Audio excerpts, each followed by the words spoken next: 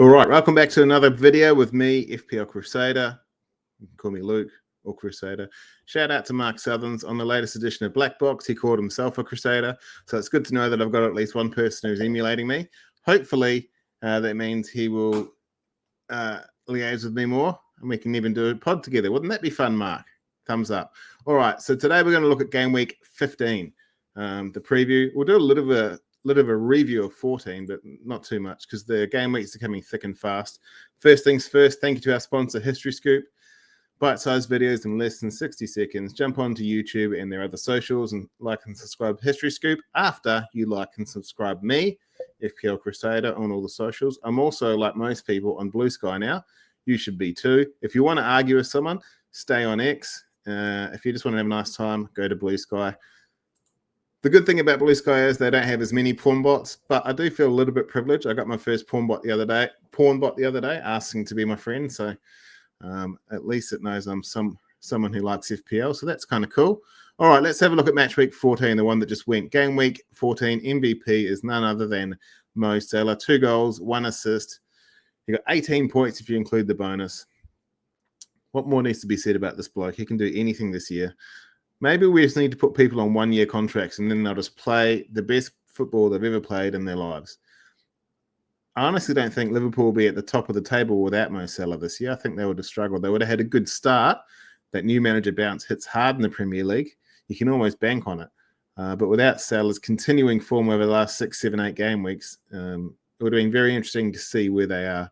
They probably would have slipped up.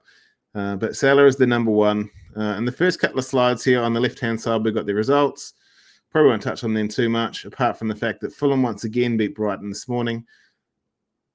If he had Alex Iwobi, if he had Iwobi, good on you. I wouldn't recommend people going for him now because he's a bit of a streaky, patchy player. But when he's in this vein of form and confidence, man, that's good. If you gambled on Wolves and over Everton like me, commiserations. I didn't expect Wolves to get 4, Everton to get 4. Like, who would ever expect Everton to get 4 ever? Man City scored 3 with Erling, didn't get anything. Interesting. Newcastle, Liverpool, Chelsea. Jeez. The big players keep on pumping out points, don't they? Saka, Palmer, Salah. The midfield trio, there's been all sorts of acronyms for them. It doesn't really matter. But if you've got them, you're probably looking pretty good. That being said, if you're new to getting them, I wouldn't expect your rank to change too much because all you're basically doing is getting back on level. You're not increasing over anyone, apart from maybe you work mini leagues. And if, like me, for the first 10 years of my FPL, that's all you cared about, then go forth and conquer. If you're winning the mini leagues, congratulations. On the right, you'll see the game week deadlines. And I tried to reverse engineer this because I only see it in Australian times. But I tried to do this in the UK time. I think that's pretty much sure. So until Christmas, we are still Saturday deadline. So it's fine. We're talking about a fixture crush in Christmas, but from now until Christmas, so what do we got? 19 days, so 3 game weeks. It's 7 days per game week. There are midweek games, but that's all cups and stuff. Who cares? It's got nothing to do with FPL. It might affect minutes, but we can talk about that later. On Boxing Day, there is a game week deadline. And if you're like me of a certain age and when you catch up with family on Christmas Day, Boxing Day is a write-off. So it's the perfect time to sit down and watch 8 hours of footy straight. It's also something you need to plan for. Because like me, if you start drinking at, say, 9 a.m. with Christmas breakfast and having champagne and mimosas and God knows whatever, morning glories, I think we call them. But if you're having that at the hour of the morning, I would suggest making your transfers. You're not going to get much information on Christmas Day about players. You can wait till the deadline if you want, but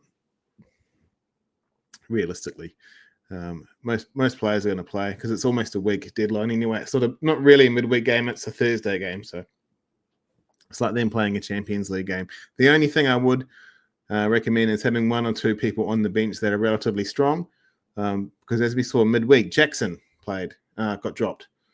Well, more on that later. But Jackson got dropped, so Nkunku played. And God, he looked good. I've personally been waiting for Nkunku to break out and be an amazing player for the last year and a half. So I just need him to get some game time. I don't really want him to start yet because I have Jackson. Anyway, usually after each game week, we have a look at the double-digit differentials. which are players less than 10% owned that scored double-digit hauls last game week. And there were quite a few this game week. There were 1, 2, 3, 4, 5, 10 at least.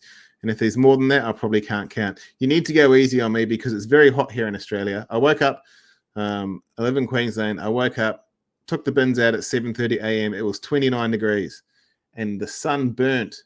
I've got a bald head. That's why I wear a hat, because the downlights shine off my bald head. It's maybe like a 15, 20 meter walk. On the way back, I had a little red patch on the top of my head. Looked like a robin bird or a rooster. But anyway, so if I lose my train of thought, that's because of the heat. You'll just have to wait. I'll eventually get back. Double-digit differentials. This bloke from Everton, young. He is not young. He's 39. He's technically still younger than me. He's the number 4 top-scoring defender in the league. Can't believe that. No one's on him, 2%. Mikalenko, 11 points, also from Everton, 4%. Huijsen, whoever that is, the 15 points. He got the goal for Bournemouth. No one owns him. Same with Elkanusis from Leicester. Only 3% of people own Urian Timber, which is interesting. I guess he hasn't proven himself yet, but he is the cheapest way into that defense. And as we saw from that goal, he likes scoring. KDB is only 4% owned, but he always jumps up with a goal. I talked about Nkunku and Iwobi. Madueke, once again. Interesting thing for me is Doku. If I want a City asset and Doku's going to play every game, I might just go there, because City needs to change. They can't just rely on Haaland, and it's not working. People have figured out if you distract the big meathead, then they've got nothing. This week, they played a little bit different. He was unlucky to get he didn't convert a few chances, but he didn't get things the way he normally gets them. Expect that to change. All their defeats so far are an absolute blueprint for every team in the world who will play Manchester City for the next year and years to come. So congratulations on the double-digit differentials. Erling Haaland was still the top captaincy option this week, just 28%. Salah was 27%, but he blew him out of the water with his 18 points. I mean, Haaland captain is still a relative pass, right? He got 5 points, so that's fine. Palmer got 7. Saka was a bit of a fail, but he did so well last week, it doesn't really matter. We're not really talking too much here. It was just 3 people in the running. Saka's under 5%. Watkins and Isaac were under 3% respectively. They got double-digit hauls, but if you didn't have Salah, then you probably slid down a little bit, I would assume. Speaking of sliding, not anymore. If you can see there, Dwight McNeil, they're holding a big jar of jam. He's just brewed. I'm not sure how jam is made, if you brew it or you just bake it or boil it, whatever it is. He's the jam boy. There's a reason why he's Mr. Jam Boy. Nicholas Jackson was my captain for this week. He didn't play, so he went on the bench. So not only did Dwight McNeil's 9 points jump onto my team, my vice captain was Mo Salah. So my 0 points went to 36 plus 9, or 18 plus 9, I guess, because I already had Salah. So what's that? 27 points. Amazing. I also brought in Timber this week.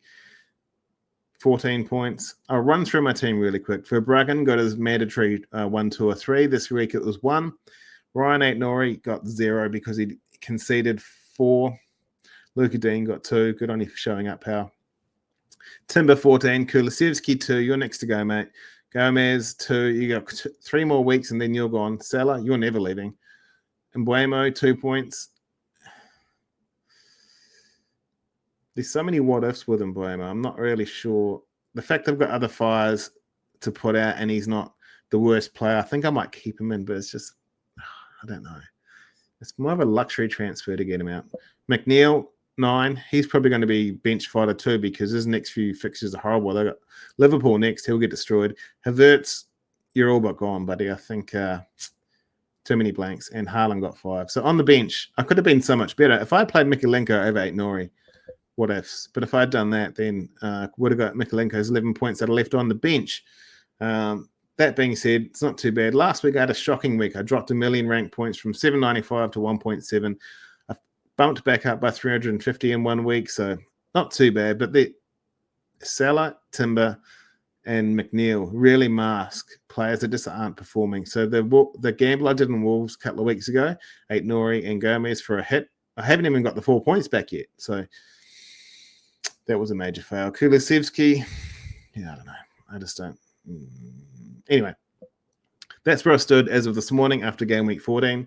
Game week 14's done. Let's have a crack for game week 15. I've got the fixture ticker on the left there, and on the right, we've got more fixtures, or fixture deadlines, I should say. Let's have a look at the injury list first. So I'll like to look at the 3 top-owned, quote-unquote, injured players. Gabriel, 25% owned, a muscle injury.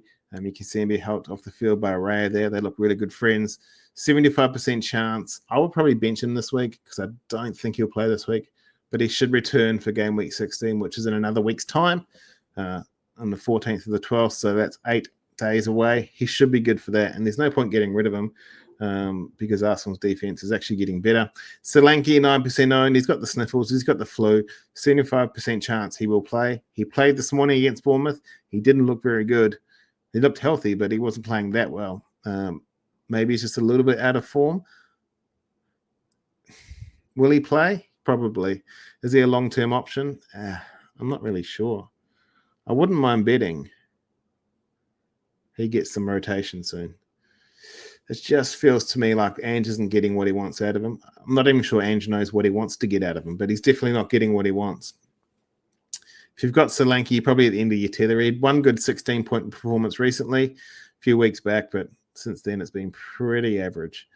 Kanate, 7% owned. He's got a knee injury, 25% chance of playing. Bench for game week 15, I would sell. I would absolutely sell him without a doubt. Liverpool's fixtures get a little bit tougher. But yeah, for that price, you can probably get to, well, I was almost going to say Pedro Porro then, but you can probably get to a Timber. Don't worry about Porro. All right, so rush preview for this week because there's only a 24-hour, 48-hour turnaround. So bin or ban this week. I choose one player every week where you can either captain them or get rid of them for the game week and future game weeks. This week, it is none other than Jamie Vardy. He's got 4 red fixtures in the next 5 game weeks. The Foxes are struggling, and they are actually sliding down the table. Even though they won, they're still progressively going down. They do have a new manager bounce. I will give them that much, but yeah, I don't know. I think Vardy's purple patches is becoming black and blue rather than purple. So for me, it would be a sell. If I had him for 1 week for a 1-week punt, I'd probably captain him though. He's against Brighton, and their defense is shocking. Like they're good, really good offense, and they've got almost too many attacking options in offense. We just don't know who to take. But their defense is pants, really. Like they, out of the top 8 that they're in, I think they've got the worst goals conceded. That being said, Vardy is in form. He's full of Red Bull, as we always know. 7 goals and assists at 5.2 XGI. He's massively outscoring his XGI. We saw this morning Verbruggen just threw the ball at Iwobi's feet. If that happens near Vardy, that'll be a goal because he is an absolute poacher.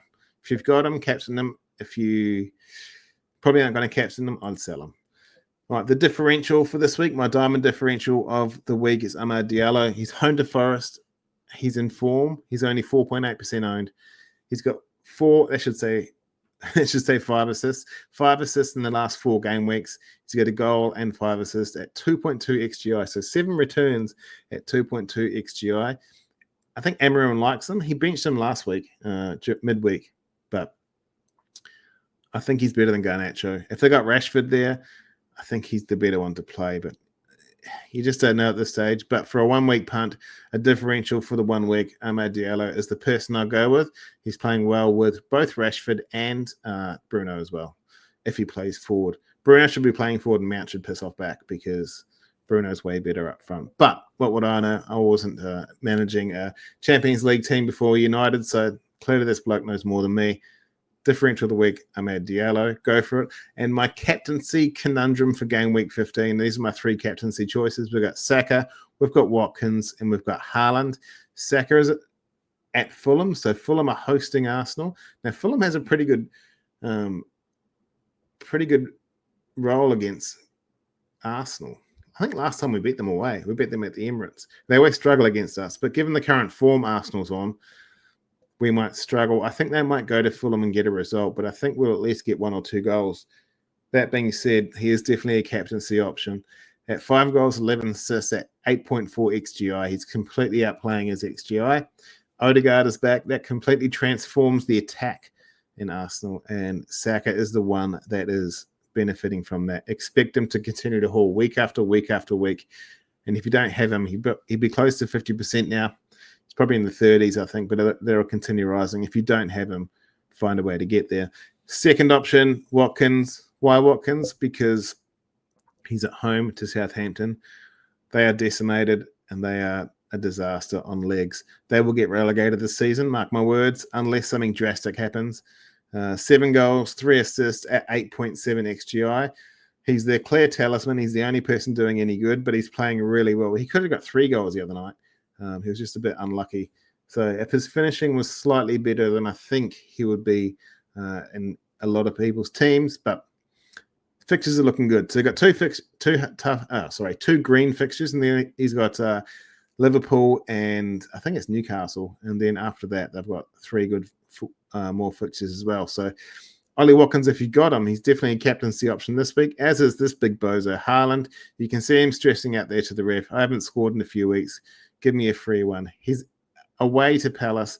Palace are starting to do the upturn. Can Mark Gahey stop him, or can the other sided defender stop him? I don't really know. He's still got 12 goals, no assists at 12.4 XGI. So he's dipped below his XGI now, right? He used to be above it because he kept getting hat-tricks, and now he's doing nothing.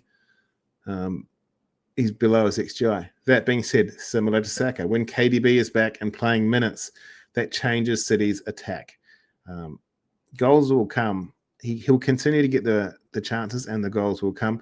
My only concern is that City have to change their attack. They need to expect some more from their wingers, and they need to put pressure on their wingers to say, get us some goals, and so we don't have to rely on this big idiot all the time who, let's face it, he's crumbling under the pressure. As much as I love him, he was almost perma-captain for me last year. He's crumbling under this pressure. The type of pressure City are putting on him, they're expecting him to be a Messi or a Ronaldo who's going to score every single week. It's just not happening. And now that Premier League teams know how to defend him, or have got an inkling of how to defend him, that'll continue. It will be less and less obvious for that to happen. So he is a captaincy option and someone I'm seriously considering. However, I need to see some more goals from him before I have that perma-captain. You know what's going to happen. He's going to get 2 goals against a random team, whether it be midweek in a cup or in the Premier League. And then the entire FPL management sphere will say, oh, perma-captain Haaland's back on. And then he'll go there. But a lot of people need to go back to him. He's still over 50% owned. He's number 2 in the league for ownership to Mo Salah. But those are the 3 captaincy conundrums for me this week: Saka, Watkins, and Haaland. Let me know who you are captaining, and then we can chat about that later. So here's my team for Game Week 15. Evan Nielsen from Bournemouth is in, and Kai Havertz is gone. I have no more patience for the bloke. Time to go. And I think Saka, arrogantly, I thought that Saka wouldn't do very well at Fulham, so I didn't put him in this week. So he's either going to go from Mbuemo or Kulusevski, or one of those two are going to go for an enabler. So I can get to Saka in a couple of weeks. Wolves start again. They're away to West Ham. There's always the conundrum for me. Who do I play out of Mikalenko and McNeil, the Everton combo, or the Wolves combo, which is Ait-Nouri and Gomez? The one no-brainer for this team is that Salah is the captain, and my goalkeeper choices, Flicken and Verbruggen. I'm going to get 2 points per week, no matter who it is. Flicken is hosting Newcastle. I don't expect them to shut out Spurs and Newcastle in consecutive weeks. Verbruggen is away to Leicester. I mean, their defense is pants, but I don't know. What do you do when you've got 2 dead options? You pick the one that's going to die last, right? So I think Brighton will at least go further in the league, and I think they will chew up their defense at some stage. And I'm going to hold on like a lower bitch until I get that clean sheet from Verbruggen. In the defensive line, I've already mentioned Ait-Nouri. He's away to West Ham. We've got Luca Dean home to Southampton. I'm really hoping for a nice clean sheet there. I don't really expect anything attacking, but a nice clean sheet would be nice. Yuri Timber away to Fulham. It's 50-50 in it. I'm not really sure what's going to happen there, but I couldn't play Wout Faes or Mikalenko this week, so he gets to start. Kulusevski at home to Chelsea. Time to do something, buddy. Gomez away to West Ham. The reason why I brought him in is he had 2 double-figure hauls in 3 game weeks, and then he's had 2 blanks. It's now or never, buddy. You've got 2 more weeks. I slotted him in for his 5 greens. He's got 2 more weeks, and then he's gone skis. So, or maybe it's 3. But either way, I might just bench him if he doesn't bring anything back. He's only 4.9, so I'm not really having too much of an issue, but I don't want McNeil there either. So one of those 2 needs to go. Mo Salah is the captain. He's got the Merseyside derby. He definitely will score against Everton. He loves that game. He is my captain. And Mbeumo's at home to Newcastle. Against the tougher teams like Newcastle, he generally plays more centrally rather than sticking out wide. I watched some of the highlights the other day of their last game, and when they were scoring goals, I think it was when Sade got the hat-trick, so maybe game week 13, in the background was Mbeumo on the wing. You could barely see him on the touchline. So against the top tier teams, they changed their setup, and he'll be up front with Wissa as a front 2. So I'm hoping for some returns there. The new boy in is Ebeneilson, the Brazilian, for some reason playing for Bournemouth. He's a Champions League level striker. He should be in a Champions League level team. But I've brought him in because we've got some good fixtures moving forward, and he looks really good on ball. He's got some good underlyings as well. So he's a new addition to my team, and he's going to stick there for a while. At 6 million, I think he'll prove his worth. I've got Haaland, who's away to Crystal Palace. I think he'll have fun there. I probably should have captained him, but I'm not entirely sure if I have the cojones to do that. And Nicholas Jackson, he didn't even play midweek, so he's fresh. Away to Spurs with their defensive woes, their lack of defensive line, and Fraser Forster. So one good thing I like about Nicholas Jackson, if he gets one-on-one with the keeper, he's probably the most confident person you'll see in quite a while. He'll just either chip it over him or around him. He also likes to chip on the ground. Fraser Forster, being 6'6" and whatever age he is, it takes him about 3 weeks to dive on the ball. So if he just slides either in between his legs or either side of them, I think it'll be a goal. So I'm expecting Jackson to get a return this week. I actually expect my front line, all 3 of them, to score this week. But obviously I expect Mr. Mo Salah to get me the most points. That's why he's wearing the captain's armband. So I'm really looking to get that rank of 1.4 million way higher. All this planning and all the ranking stuff is on FPL Team. Jump onto FPL Team. The live rank page is really good. You can see what kind of goals, assists, and bonus you're getting each week.